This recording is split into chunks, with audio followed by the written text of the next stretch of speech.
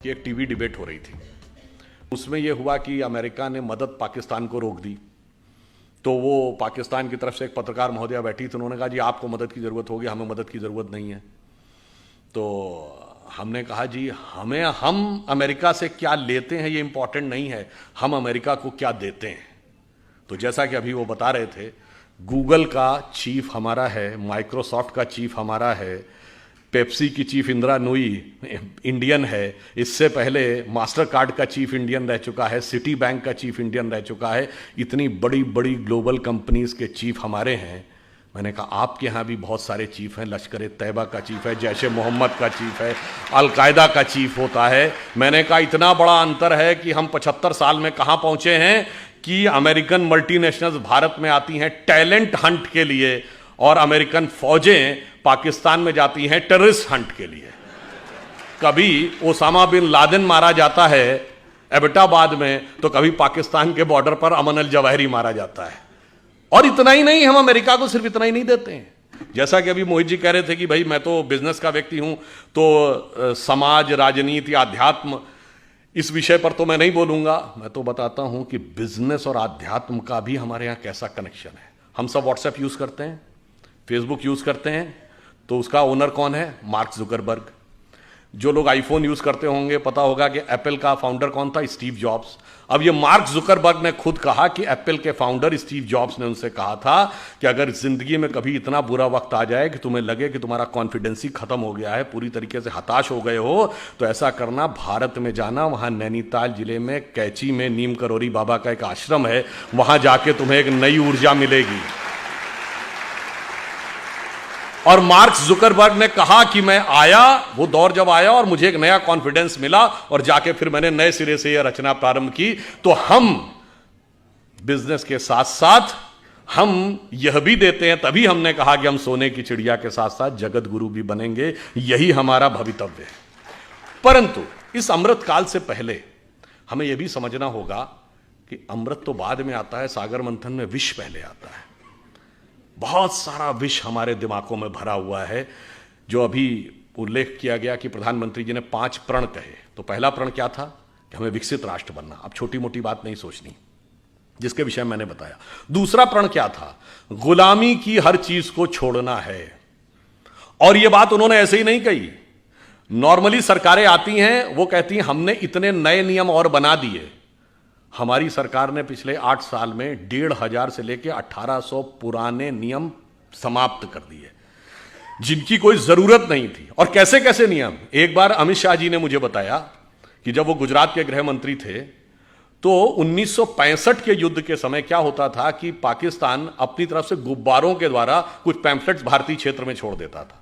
उनका कहना था 2001 तक उसकी रिपोर्ट बन के आती थी कि इस हफ्ते कोई गुब्बारा या उसके द्वारा कोई पैम्फलेट भारत के क्षेत्र में नहीं लाया गया, और उसके लिए भी ड्यूटी लगी रहती थी। यह उदाहरण है कि कितने रिडंडेंट यानी कालबाह्य नियम भी थे, उन सबको समाप्त किया। उसके बाद आगे बढ़े तो जो पुरानी चीजें हैं, रिडंडेंट हो गई हैं, उनको समाप्त करने की भी जरूरत थी। पर हमारे मन में विष कैसे भरा रहता है, मैं आपको एक उदाहरण देना चाहता हूं आप ही के क्षेत्र से। यहां अहिल्याबाई होलकर जी का पुण्य स्थान है। आपने अहिल्याबाई जी का नाम किसके नाम पे पढ़ा? अहिल्या जी के नाम पे पढ़ा। हम सब ने वो कहानी सुनी। गौतम ऋषि की पत्नी अहिल्या थी, इंद्र ने आकर संपर्क स्थापित कर लिया, इसलिए वो पत्थर बन गई। फिर भगवान राम के द्वारा उनकी मुक्ति हुई। कितना गलत है, महिलाओं के साथ कितना अत्याचार होता था, यही दिमाग में भरा हुआ है ना। पर आप में से किसी ने कभी ध्यान दिया कि अहिल्या शब्द और गौतम शब्द और राम शब्द का अर्थ क्या है? अहिल्या का अर्थ होता है जिसे हिलाया ना जा सके। देखिए, यह सब हमारे अंदर की चेतना के द्वंद्व का प्रकटीकरण है। क्योंकि जब भगवान जन्म लेते हैं तो केवल एक सामान्य, उसके लिए लीला क्यों कहते हैं? वो एक एक जून के जीवन की घटना हमारे अंदर की चेतना का एक प्रकटीकरण है। मन की वह अवस्था जिसे विचलित नहीं किया जा सके, जिसे जरा भी हिलाया ना जा सके, वह है अहिल्या। जब मन उस अवस्था में पहुंचता है। अहिल्या किसकी पत्नी है? गौतम ऋषि की। तम शब्द का अर्थ क्या है? अंधकार। गौ का अर्थ होता है जाना। जब आप अंधकार के परे चले जाते हैं और ज्ञान के प्रकाश का साक्षात्कार करते हैं, तब चेतना उस अवस्था में पहुंचती है जिसे विचलित नहीं किया जा सकता। यह गौतम और अहिल्या के पति पत्नी होने का अर्थ है। और इसमें एक और बात है, आपको नहीं पता होगा, यह अंग्रेजी का जो गो शब्द है ना, जिसका मतलब जाना, वो संस्कृत के गो से निकला है। यही गो शब्द का अर्थ है जाना, गौतम का यही अर्थ है, तम के परे जाना। 10 बार आया है रामचरितमानस में, गो गोचर लग जा मन जाई तो जानो माया भरमाई। मगर हमारे दिमाग में भरा है कि गो अंग्रेजी का शब्द है। हमारे यहां गोचर, ग्रहों की गति को गोचर कहते हैं ना। आज का गोचर, ज्योतिषी से पूछे, कहता आज का गोचर, ये सब गो शब्द जाने से बना है। अब इंद्र कौन है? इंद्र शब्द का अर्थ जानते क्या है? बहुत बार हम लोगों ने सुना, खूब हमारे यहां कहानियों में है कि जैसे ही कोई एक ऋषि तपस्या करने लगा तो इंद्र ने जो है अपना अप्सराएं भेजकर उसकी तपस्या भंग करने का प्रयास किया, क्योंकि इंद्र का आसन डोलने लगा। इसका क्या अर्थ है? इंद्र शब्द का अर्थ जानते क्या है? आपने ईंधन वर्ड सुना है? फ्यूल के लिए यूज होता है, सोर्स ऑफ एनर्जी। ये ईंधन शब्द इंद्रन शब्द का अपभ्रंश है। इंद्रिय शब्द इंद्र से निकला है। हमारी सारी सांसारिक इंद्रियों की जो सोर्स एनर्जी है, दैट इज इंद्र। और जब कोई तपस्या करता है तो इसका अर्थ क्या हुआ? वो इंद्रियों को कंट्रोल करने की कोशिश करता है, तो इंद्र का आसन डोलता है, यानी इंद्रियों की सत्ता कमजोर पड़ती है। तो बाय लॉ ऑफ इनर्शिया इंद्रियां सबसे ज्यादा तेजी से उसके ऊपर इनर्शिया बैक फोर्स मारती हैं। और वो सबसे ज्यादा किस पे मारेंगी? मानसिक रूप से मानेंगे, कि मन सबसे प्रबल इंद्रिय है। इसीलिए कभी आपने ध्यान ही नहीं दिया होगा कि अप्सराओं के नाम क्या? मेनका, जहां पर मन एकाग्र हो, उर्वशी, हृदय को वश में करने वाली। ये सब प्रवृत्तियां हैं जो जाकर हमारे मन पर अटैक करती हैं। तो जैसे ही इंद्रियों की शक्ति, जब आप अंधकार के परे चले गए और उसे विचलित नहीं किया जा सकता था, यदि इंद्रियों की शक्ति के प्रभाव में आ गए तो क्या हुआ? पत्थर का क्या हुआ? चेतना शक्ति का लोप हो गया। आप पदार्थ यानी सांसारिक शक्ति के रूप में रह गए। जो आध्यात्मिक चेतना थी वो चली गई। अब आध्यात्मिक चेतना दोबारा कब मिलेगी? राम शब्द का अर्थ जानते क्या होता है? हिंदी या संस्कृत में शब्द है, रम धातु से बना है, जिसका अर्थ होता है रमना। रमनते इतराम, रमणीक स्थान, रमता जोगी। यानी किसी भी चीज जिस चीज में सेटल्ड होती है उसको रमना कहते हैं। इसीलिए राम शब्द का तात्विक अर्थ है रमनते इतरामा, अर्थात वह तत्व जिसमें सारा संसार सेटल्ड है। फिर यानी वही divine element which beholds the entire universe, फिर जब उसके साथ दोबारा संपर्क होगा, that conscious energy will revive और वर्ल्ड एनर्जी विल डिसअपियर। मगर हमारे दिमाग को क्यों, अब ये क्यों, किन्हों ने पढ़ाया गया जानते हैं क्यों? 1854 में कार्ल मार्क्स ने एक आर्टिकल लिखा था शिकागो हेराल्ड ट्रिब्यून में कि हिंदू जाति चाहे जितनी भी समृद्ध हो, पर वो नंदी, बैल, बंदर, हनुमान और हाथी गणेश को पूजने वाले इसी लायक थे कि उनके ऊपर हुकूमत की जाए, क्योंकि वो मूर्ख थे। मान्यवर, हम मूर्ख नहीं थे, इतना समझने लायक बुद्धि आपके पास नहीं थी, क्योंकि आपने ना कभी भारत में आए, ना आपने भारतीय संस्कृति पढ़ी, ना आपने संस्कृत पढ़ा, और आपने कुछ नहीं पढ़ा, और उसके बावजूद बैठे बैठे व्याख्या दे दी। और मैं पुनः यह बात चुनौती से कहता हूं, किसी मार्क्सवादी ने वैदिक संस्कृत पढ़ी ही नहीं। जैसे कोई आईआईटी या इंजीनियरिंग कॉलेज में जाकर बीटेक करे नहीं और इंजीनियरिंग पे भाषण देने लगे, उसी प्रकार कोई मार्क्सवादी बताए उसने किस वैदिक गुरुकुल में जाकर वैदिक संस्कृत पढ़ी है और फिर वेदों पे कमेंट्री की है, अंग्रेजी में पढ़ के वेदों पे कमेंट्री की है। ऐसे महान महान लोग हैं। और वो मैं उदाहरण बताना चाहता हूं, जब राम जन्मभूमि का मुकदमा चल रहा था, ये सुप्रीम कोर्ट की नहीं, जब Lucknow bench of Allahabad high court में चल रहा था, तो दोनों पक्षों से कहा गया कि आप अपने अपने इतिहासकार ला सकते हैं। तो हमारी तरफ से जो इतिहासकार थे उसमें देवेंद्र स्वरूप जी थे, एसपी गुप्ता थे, ग्रोवर साहब थे, डॉक्टर हर्ष नारायण थे।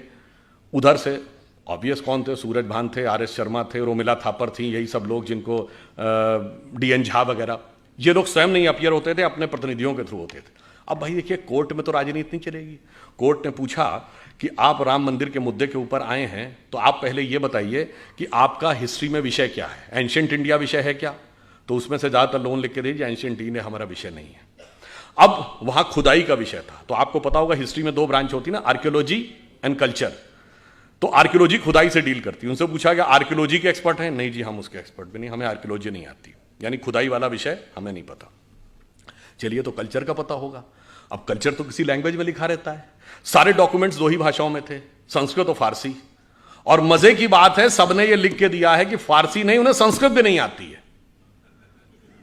यानी ना खुदाई जानते थे, ना लिखाई जानते थे, और दावा ये सारी खुदाई जानते थे। वो आके हमको समझाते थे। जबकि हमारी तरफ से लोग ऐसे थे जो संस्कृत भी जानते थे, फारसी भी जानते थे। डॉक्टर हर्षनारायण श्रीवास्तव को मैं व्यक्तिगत रूप से जानता हूं, जितने बड़े संस्कृत के विद्वान थे उतने बड़े फारसी के विद्वान थे। इसलिए जब बाबरी मस्जिद वाले कोई डॉक्यूमेंट देते थे फारसी का और उसका ट्रांसलेशन करके देते थे, तो डॉक्टर हर्षनारायण को दिया जाता था टू वेट दैट ट्रांसलेशन, कि भाई ये ट्रांसलेशन है, ये यही है या इसमें कोई एक आध नुक्ते का हेर फेर है। इससे आप समझिए कि किस प्रकार की चीजें हमारे दिमागों में भरी गई और हमारा दिमाग किस तरीके से उन सारी चीजों से इफेक्ट हो गया, और किन लोगों ने भरी जिनको उसका कुछ भी एबीसीडी नहीं आती थी। वैसे ऑन द लाइटर नोट में कहूं, जब ये देवी अहिल्या जी वाला उल्लेख आता है तो तुलसीदास जी का जो पूरा साहित्य है ना, वो पूरा एक गंभीर राम भक्त साहित्य माना जाता है। पर एक ही आज जगह तुलसीदास जी ने हास्य रस का भी उल्लेख किया है। कवितावली में वो लिखते हैं कि जब भगवान राम चित्रकूट पहुंचते हैं तो वहाँ के जब साधु सन्यासियों को पता चलता है कि भगवान राम आए हैं, तो वो बेचारे वर्षों बरस से व्रत कर रहे थे, तपस्या कर रहे थे, तो उनको लगा कि इनके पैर के स्पर्श होने से कोई पत्थर की शिला स्त्री बन जाती है। तो सब एक एक शिला लेके आ गए कि शायद ये एक सुंदर स्त्री बन जाए तो मेरा भी जीवन जो कष्ट का है कोई मुझे भी अच्छे ढंग से हमारा सहयोग करने के लिए मिल जाए। तो उसको उन्होंने लिखा है कि विंध्य के वासी उदासी तपोव्रत धारी महाबिनु नारी दुखारे, और गौतम तीय तरी तुलसी सो कथा सुनिबे मुनि वृंद पखारे, होए हैं शिला सब चंद्रमुखी परसे पद मंजुल कंज तिहारे, और कीन भली रघुनायक जीव करना करी कानन को पगधारे। तो मतलब उन्होंने हास्य का भी प्रयोग किया। ये तो एक चीज हुई। अब दूसरी बात आई है, जिस जमाने में देवी अहिल्याबाई होलकर यहां पे रूल कर रही थी, 18th सेंचुरी, आपको पता है उस समय यूरोप में क्या था? 1542 से वहां पर विचक्राफ्ट एक्ट था। विचक्राफ्ट एक्ट का मतलब होता किसी भी महिला को चुड़ैल घोषित करके जला दिया जाता था। और वो समय जब भारत में चाहे रानी अहिल्याबाई हो, रानी दुर्गावती हो, कित्तूर की रानी चेन्नम्मा हो, वो मध्यकाल का दौर, चाहे छोटे मोटे राज्यों की रानी अबक्का हो या रानी लक्ष्मीबाई हो, वो यहां शासन कर रही थी। और वो लोग, और कौन, कोई भी चर्च घोषित कर देता था कि ये चुड़ैल है और उसको जला दिया जाता था। ये बाई पार्लियामेंट ये एक्ट था, ये ब्रिटिश पार्लियामेंट का एक्ट है। और आपको पता है वो एक्ट कब तक रहा है? 1951, 1951 में वो एक्ट रिपील किया गया है। और वो लोग हमको ज्ञान देते थे कि महिला समानता आप यहां नहीं है, महिला समानता तुम्हारे यहां थी। आपको पता है अंग्रेजी का ये शब्द विच हंट आप सबने सुना होगा। ये विच हंट शब्द उसी विचक्राफ्ट एक्ट से निकला है कि किसी भी औरत को विच घोषित करके फिर उसको पकड़ना और पकड़ के मौत के घाट उतार देना। हकीकत यह है कि विच हंट करने वालों ने हमारे खिलाफ विच हंट किया है कि हमें कहां कहां पे नीचा दिखाया जा सकता है। और इसलिए मैं ये कहना चाहता हूं, हमारे यहां स्थिति ये थी, ये तो हुई रूल करने की बात। वैदिक काल में 20-22 ऐसी विदुषी महिलाएं हैं, गार्गी, अपाला, लोपमुद्रा, मैत्रेयी, जिन्होंने बाकायदा वेदों पर व्याख्यान किया है, शास्त्रार्थ किया है।